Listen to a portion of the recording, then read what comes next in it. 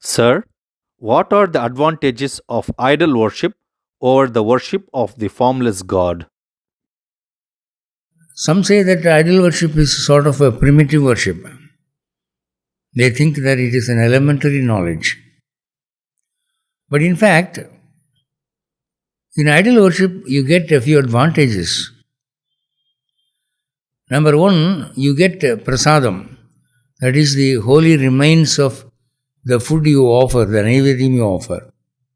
That prasadam has miraculous effect upon your body. It cures diseases. It gives you peace of mind. Then, if it is an idol, you can do alankaram, decoration. You can decorate God in the form of idol. It's a great punya. You will get a satisfaction. Then you come into direct physical contact with the Lord by touching those things which are connected with God. Take for instance in temples of Lord Vishnu, they keep the satari upon your head. Satari is nothing but the holy feet of the Lord. When they keep it on your head, it means God blesses you by His holy feet. So this physical contact is possible only in idol worship. Then, if you are very devout, if your devotion to the Lord is very sincere, you can hear voices from the idol. We read in Puranas and Shastras that the idol speaks. You would have heard about Tirukkachi Nambigal listening to Lord Vishnu. They held conversations with each other. And the Lord spoke to Ramanuja also many times. And all great souls, they had the experience of hearing the voice of the Lord from the idol. This is possible only in idol worship. Then, the idol, which we look upon as God's form, sometimes exhibits movements. For example, Ramanuja went to Delhi to collect the small idol that is used for festivals. It's called Utsava Murti.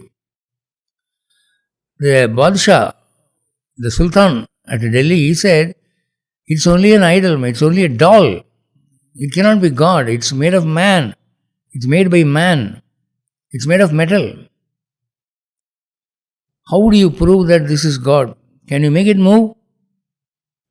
Then Ramanuja earnestly prayed to the Lord that he must make movements and prove the Sultan that it is not a doll, but it is God Almighty.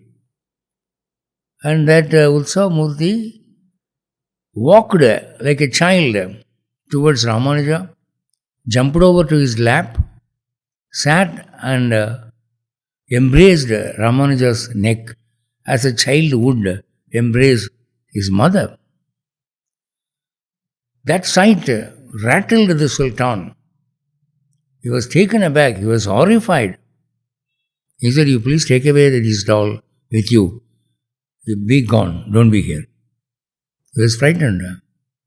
Such experiences you can see only in idol worship, not in formless worship.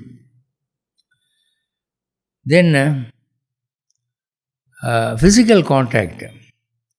Andal had physical contact with Lord Vishnu. She used to wear a garland in her own neck and see, check up whether it is beautiful, whether it is good looking.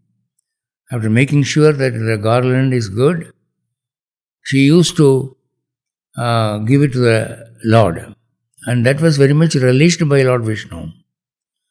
Such physical contacts are possible.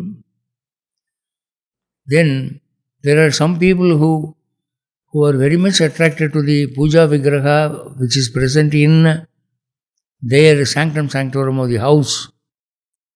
They speak to it, they feed it, they do all sorts of motherly nurture to the vigraha.